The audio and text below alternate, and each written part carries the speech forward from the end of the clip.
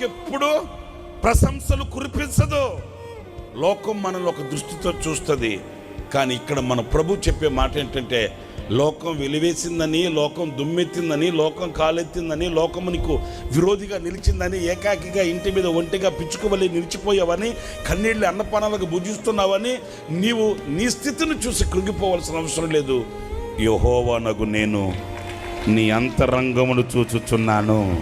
గట్టిగా చప్పట్లు కొట్టు ప్రభుకి. Praise the lord.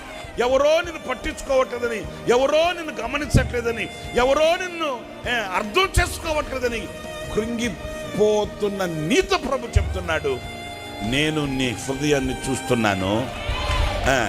వాళ్ళందరి ఎదుట ఆయన నిన్ను ఇది మొదలుకొని హెచ్చించునుగాక, గణపరచునుగాక, ఆయన నిన్ను ఆశీర్వదించునుగాక.